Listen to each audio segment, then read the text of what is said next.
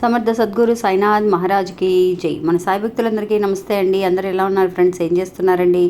ఈరోజు వీడియోలోకి వెళ్లే ముందు బాబా గారు ఆశీస్సులు మీ అందరికీ దొరకాలని మనస్ఫూర్తిగా కోరుకుంటున్నాను. ఇంకా ఈరోజు బాబా ఏమంటున్నారు అని అంటే, బిడ్డ, ఆ భగవంతుని సాక్షిగా చెబుతున్నాను తల్లి, ఇంతవరకు కూడా ఎవరికి దక్కని ఒక అదృష్టం అనేది నీ జీవితంలో జరుగుతుంది, అంటే నీకు దక్కుతుంది అని చెప్పి బాబా మనకు తెలియజేస్తున్నారండి.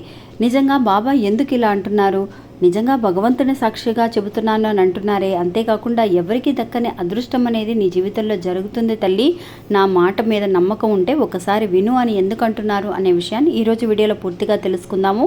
ఇంకా వీడియోలోకి వెళ్ళడానికి ముందుగా మన ఛానల్ని ఎవరైతే కనుక కొత్తగా చూస్తున్నారో వాళ్ళు ప్లీజ్ సబ్స్క్రైబ్ చేసుకోండి ఫ్రెండ్స్. మీకు వీడియో నచ్చితే కనుక ఒక చిన్న లైక్ చేసి సపోర్ట్ చేయండి, మీ ఫ్రెండ్స్ అందరికీ కూడా షేర్ చేయండి. సాధారణంగా అండి మనం పెట్టే వీడియోస్ అన్నీ కూడా అందరికీ చాలా బాగా కనెక్ట్ అవుతున్నాయని మంచి మంచి కమెంట్స్ వస్తూ ఉన్నాయండి.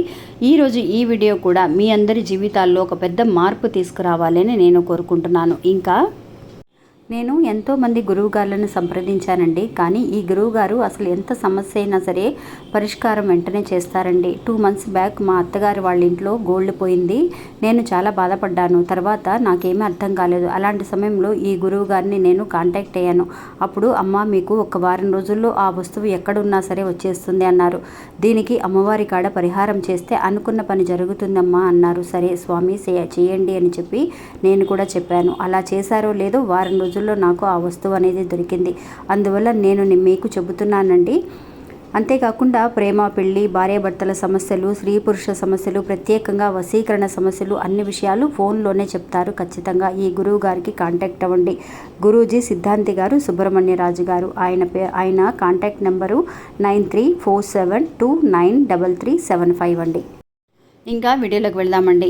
ఇంకా బాబా ఎందుకు భగవంతుని సాక్షిగా అంటున్నారు అని అంటే, బాబా ఎప్పుడు కూడా అండి ఆయన భక్తులు ఎప్పుడైతే కనుక బాబాని చూడడానికి ద్వారకామాయికి వచ్చేవాళ్ళు, ఆ సమయంలో అండి ఎంతమంది భక్తులు ఉన్నా కూడా ఆయన ధ్యానంలోకి వెళ్ళారు అని అంటే కనుక నిజంగా ఆ భగవంతుని ప్రార్థించే వాళ్ళండి. ఎప్పుడు కూడా ఎందుకోసం ధ్యానంలోకి వెళుతున్నారు? ఆయన మనందరి కోసం అండి. మనకి కష్టాలు తీరుస్తున్నారు, బాబా సహాయం చేస్తున్నారు, దారి చూపిస్తున్నారు ఒక గురువుగా ఉండి. అంతేకాకుండా ఆయన ధ్యానం చేస్తున్నారు. ధ్యానంలోకి ఎందుకు వెళుతున్నారంటే ఆ దేవతలతో, భగవంతుడితో, అంటే ఆ సాక్షాత్తు ఆ ఈశ్వరుడితో మన సాయిబాబా మాట్లాడతారండి. మాట్లాడి మన కష్టాల గురించి ఆయనకు చెబుతూ ఉంటారు, కష్టాలను తగ్గించమని అడుగుతూ ఉంటారు. అందువల్ల అలాగా భగవంతుని సాక్షిగా ఈరోజు నీ జీవితంలో ఇంతవరకు నువ్వు ఎన్నో కష్టాలు పడ్డావు తల్లి. వీటన్నిటికీ కూడా కారణం నువ్వు ఉండే ఓర్పు మటుకే. నమ్మకము, ఓర్పు అనేది ఈరోజు నిన్ను కాపాడుతుంది. జీవితంలో ఎవరికీ జరగని ఒక అదృష్టం, ఎవరికీ దక్కని ఒక అదృష్టం అనేది నీకు దక్కుతుంది అని బాబా చెబుతున్నారు అని అంటే అది ఒట్టట్టి మాటలు కాదండి, సాక్షాత్తు జరిగితేనే ఆయన చెబుతారనమాట. భగవంతుని సాక్షిగా చెబుతున్నాను తల్లి అని అంటే మనందరము అనుకుంటాం, బాబా మీరు ఇలాగే అంటున్నారు బాబా, నాకు ఎలాంటి అదృష్టమో దక్కటం లేదు, జీవితంలో చాలా దురదృష్టవంతురాలని నేను మట్టుకే అయి ఉంటాను అని చెప్పి మన మీద మనమే చిరాకు పడుతూ ఉంటాం. ఏంట్రా ఈ జీవితం అని చెప్పేసి విరక్తి కలిగి మనం చాలా వరకు బాధపడే వాళ్ళు ఎంతోమంది ఉన్నామండి. అలాంటి వాళ్ళందరికీ మంచి ఉత్సాహాన్ని, మంచి ఊపుని ఇచ్చేలాగా బాబా ఒక చిన్న కథని మనకు తెలియజేయబోతున్నారనమాట. ఆ కథ ఏంటి అనేది ఈరోజు తెలుసుకుందాం. ఒక సాధారణమైన రిక్షా వాడండి, అంటే రిక్షా తొక్కుకునే ఒక వ్యక్తి అనమాట. ఆ వ్యక్తి నిజంగా అండి భగవంతుడు అంటే, బాబా అంటే చాలా ఇష్టం. బాబా మట్టిగానే కాదండి, ఆయనకి మామూలుగా దేవుళ్ళందరూ కూడా ఆయనకి చాలా ఇష్టం అనమాట. అలాంటిది బాబా మీద చాలా ప్రత్యేకమైన ఒక అభిప్రాయం అనేది ఉండేది. ఆయన అంటే చాలా వరకు కూడా నమ్మకం. కానీ రిక్షా తొక్కుకుంటూ కష్టపడుతూ ఉండేవాడండి. అలాంటి బాబాని ఎప్పుడైనా సరే, ఒక్కరోజైనా సరే నేను కళ్ళారా చూడగలిగితే ఎంత బాగుంటుంది కదా, నా బాబా ఎప్పటికైనా సరే నాకు దర్శనం ఇస్తారు అని చెప్పి. నిజంగా అండి ఎన్నో పూజలు, పరిహారాలు, ఎన్నో మంత్రాలు, వేదాంగాలు చదివిన వాళ్ళందరికీ కూడా ఆ భగవంతుడు దర్శనం ఇస్తాడా? ఈ నిజంగా ఎన్నో సంవత్సరాల నుంచి గుడిలో పూజారులుగా ఉన్న వాళ్ళకే భగవంతుడు ఒక్కొక్కసారి ఇంతవరకు కూడా నాకు దర్శనం ఇవ్వలేదు. సాధారణమైన మనుషులకి అంటే ఒక మంత్రాలు రాదు, సరిగ్గా ఉచ్చరించడం అంటే అండి సరిగ్గా ఒక విషయాన్ని పలకడం కూడా తెలియని ఒక చదువురాని మనుషులకి గురించి కానీ ఒక మంత్రాలు పఠించని తెలియని వాళ్ళ విషయాలలో కానీ అంటే వాళ్ళ జీవితంలో బాబా కనిపించడం కానీ ఇలాగ చాలా వరకు కూడా జరుగుతూ ఉంటుందండి. మనందరము కూడా అనుకుంటూ ఉంటాం, అయ్యో బాబానే మనం పూజించాలి అని అన్నా కూడా బాబా సచ్చరిత్ర చదవాలి. అక్క నాకు బాబా సచ్చరిత్ర చదవడం తెలియదక్క, మీరు ఫస్ట్లో సచ్చరిత్ర గురించి మాకు వీడియోస్ పెట్టేవాళ్ళు, అవి వింటూ ఉంటే అసలు నిజంగా మేము చదివినట్టుగానే మాకు చాలా బాగా అర్థమయ్యేలాగా మీరు చెప్పేవాళ్ళక్క, నిజంగా అప్పటి నుంచి కూడా మేము బాబాని పూజించడం చేశాము అని.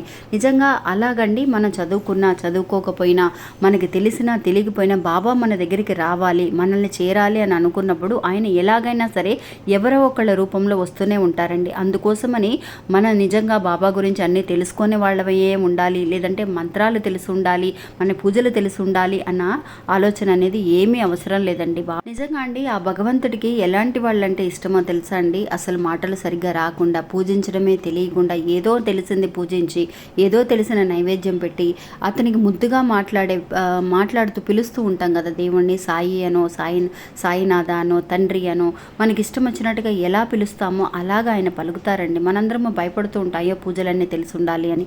అలా కానే కాదనమాట. ఈ రిక్షావాడు సాధారణమైన రిక్షావాడండి. ఒకరోజు స్నానం చేస్తే ఇంకో రోజు చేస్తాడో లేదో తెలియదు, ఆయన ఎప్పుడు పడుకుంటాడో లేదో తెలియదు, సరిగ్గా తింటాడో లేదో తెలియదు.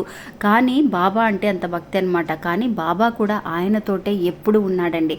ఆయనకి తెలిసిన ఒక విషయం ఏంటి అని అంటే, ఇలాగా ఎప్పుడు కూడా రిక్షా తొక్కుకుంటూ అంటే ఎవరు ఆ రిక్షా ఎక్కితే వాళ్ళు దానికి తగిన డబ్బులు ఇచ్చేసి వెళ్ళిపోతూ ఉంటారు కదా, అలాగా రోజు కూడా అండి ఆయన రిక్షాలో బాబా ప్రయాణం చేశారండి. ఎలాగా అనంటే అతనికి తెలియదండి, ఒక అతని రూపంలో, ఒక ముసలతని రూపంలో అతనికి ఒక మామూలు వేషం వేసుకొని వచ్చారండి. అతని బాబా అని ఆయనకి తెలియదు కదా, ఉద్యోగానికి వెళుతున్నారు, ఆఫీస్కి వెళుతున్న సమయంలో బస్సు మిస్ అయిందని చెప్పి ఇతని రిక్షా మట్టికే ఎక్కి వెళ్ళేవారనమాట. ఒకరోజు ఏమైంది అని అంటే అతను రాకపోయేసరికి ఏంటి ఈయన రాలేదు, ఉద్యోగానికి వెళ్ళే ఆయన రాలేదేంటి అని చెప్పేసి ఇతను వాళ్ళ ఇంటి దగ్గరికి వెళ్ళడం అనేది జరిగిందండి.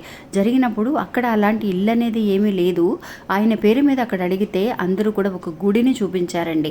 ఈయన మీరు అడుగుతున్న అడ్రస్ కానీ మీరు అడుగుతున్న పేరులో కానీ ఇక్కడ ఒక గుడి మాత్రమే ఉందండి, ఇక్కడ అలాంటి మనుషులు ఎవరూ లేరే, మీరు చెప్తున్న వయసులో ఉన్న వాళ్ళు ఎవరూ లేరండి, మీరు చెప్తున్నది మాకు అర్థం కావట్లేదు, కానీ మీరు చెప్పిన అడ్రస్లో ఈ గుడి మాత్రమే, సాయినాథుడి గుడి మాత్రమే ఉంది అని అన్నప్పుడు అప్పుడు ఆ రిక్షా అతనికి అర్థమైందండి, అతను నాకు రోజు కూడా నాతో ప్రయాణం చేసిన ఆయన నా సాయినాథుడే అని.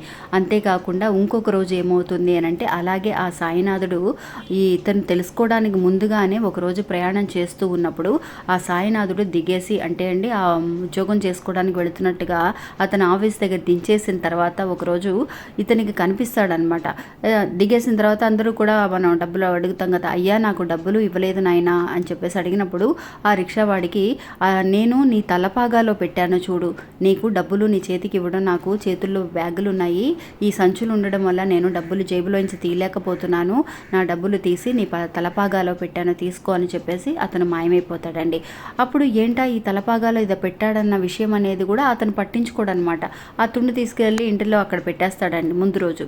ఆ తర్వాత రోజు అతను రాకపోయేసరికి గుడి దగ్గరికి వెళ్ళి చూసేసరికి ఆ సాయినాథుడే అతని దగ్గరికి వచ్చాడని అతనికి అర్థమవుతుందనమాట. అప్పుడు తలపాగాలో ఏంటో పెట్టానని అన్న అది ఏమై ఉంటుందా అని చెప్పేసి చాలా ఫాస్ట్గా ఆయన ఇంటికి వెళ్ళిపోయాడండి. ఇంటికి వెళ్ళి ఆ తలపాగా విప్పి చూస్తే అండి అందులో బంగారపు గాజులు ఉన్నాయండి. బంగారపు గాజులు ఆయన తీసుకొచ్చి వాళ్ళ ఆవిడికి ఇవ్వటం కోసం, ఆ రిక్షా తొక్కే ఆయనకి ఇవ్వటం కోసం ఆ గాజులని తీసుకువెళ్ళి అందులో ఒక పేపర్ కూడా రాసిందండి ఆ గాజులతో పాటు. ఈ గాజులని తీసుకువెళ్ళి నువ్వు నీ పూజ గదిలో పెట్టు అని చెప్పినప్పుడు నిజంగా ఆ పూజ గదిలో పెడతాడండి ఈ గాజులు. ఆ 2 గాజులను కూడా తర్వాత రోజు తీసి వాళ్ళ ఆవిడకి ఇస్తాడు. సరే తర్వాత రోజు ఆ పూజ గదిలో అంటే ఒక చిన్న అరమరలాగా ఉంటుందండి, ఆయన పెద్ద పూజ గదిలాగా ఏమీ లేదు, రిక్షా తొక్కున్న వాళ్ళంటే సాధారణమైన మనుషులలాగా ఉంటారు కదా, అందువల్ల అతనికి తర్వాత రోజు పూజ గదిలోకి వెళ్ళి అంటే అక్కడికి వెళ్ళి విభూతి పెట్టుకుందామని వెళ్ళేసరికి మళ్ళీ ఒక 2 గాజులండి. ముందు రోజే ఆ 2 గాజులు తీశాను వాళ్ళ ఆవిడకి ఇచ్చాడు. మళ్ళీ తర్వాత రోజు ఆ గదిలోకి బాబా దగ్గరికి వెళ్ళి చూడంగానే మళ్ళీ 2 గాజులు కనిపించాయండి. ఏంటి అద్భుతం, ఏమే నీకు నిన్న 2 గాజులు ఇచ్చాను ఇచ్చాను కదా బంగారపు గాజులు, మళ్ళీ తీసుకొచ్చి ఇక్కడ ఏమన్నా పెట్టావంటే, లేదండి ఇదిగో చూడండి నా చేతులకు ఉన్నాయి, వేసుకున్నాను నేను అని అనే కొంది. అసలు అదృష్టం అంటే అది అండి. బాబా ఎప్పుడు కూడా అండి మనకి ఒక సిరి సంపదలతో పాటు బాబా ఇలా రోజు కూడా మనతో జర్నీ చేసే అవకాశం అనేది ఎవరికి దొరుకుతుందండి? అలాంటి ఒక గొప్ప అదృష్టాన్ని జీవితంలో ఎవరికీ కూడా దక్కని ఒక అదృష్టాన్ని నీకు ఇస్తాను, నీతో పాటే నేను ప్రయాణం చేస్తాను, ఒకరోజు నువ్వు అడిగిన దానికంటే 10 రెట్లు అదృష్టాన్ని నీకు కల్పిస్తాను అని అంటే ఇది అక్షరాల నిజమండి. మనందరితో కూడా బాబా ఈరోజు ప్రయాణిస్తున్నారా లేదా అని కూడా మనం గమనించగలిగితే ఒకరోజు ఖచ్చితంగా మనకు తెలుస్తుందండి బాబా మనకి ఎన్ని రోజుల నుంచి మనతో పాటు ఉంటున్నారు, ఏం మాట్లాడుతున్నారు, ఆయన మనకేం మంచి చేస్తున్నారు అని. అదండి అదృష్టం. అదృష్టం అంటే మన కోట్లు సంపాదించాలి, లక్షలు సంపాదించాలని కాదు. ఆ భగవంతుడు కూడా మనతో పాటు ఉండి మన కష్టాలనే తెలుసుకుంటూ ఉండేదే నిజమైన అదృష్టం. అలాంటి సమయంలో అతను ఆ బాబా దగ్గరికి వెళ్ళిపోయి, బాబా ఏంటి ఈ మహత్యం నాకు అర్థం కావట్లేదు, నాకు గాజులు బంగారపు గాజులు తీసే కొంది వస్తూనే ఉన్నాయే, మీరు ఏం మహత్యం చేశారు, నాకు ఇంత అదృష్టమా తండ్రి అని చెప్పేసి అతని కాళ్ళ మీద పడి అడవడం అనేది జరుగుతుందండి. నిజంగా ఇలాంటి ఒక మంచి మంచి విషయాలన్నీ కూడా మనం తెలుసుకోగలుగుతున్నాము. మన ఇంట్లో కూడా మన విషయాల్లో కూడా మంచి జరుగుతుంది అని బాబా చెబుతున్నారు అని అంటే ఖచ్చితంగా జరుగుతుందండి. ఇంకా ఇది అండి ఈరోజు మన వీడియో. ఈ వీడియో కూడా మీ అందరికీ ఎంతో నమ్మకాన్ని ధైర్యాన్ని ఇస్తుందని అనుకుంటున్నాను. నచ్చితే కనుక ఒక చిన్న లైక్ చేసి సపోర్ట్ చేయండి, మీ ఫ్రెండ్స్ అందరికీ కూడా షేర్ చేయండి. మళ్ళీ ఇంకొక వీడియోలో మళ్ళీ కలుస్తాను. అంతవరకు సెలవు. నమస్తే. ఓం సాయి.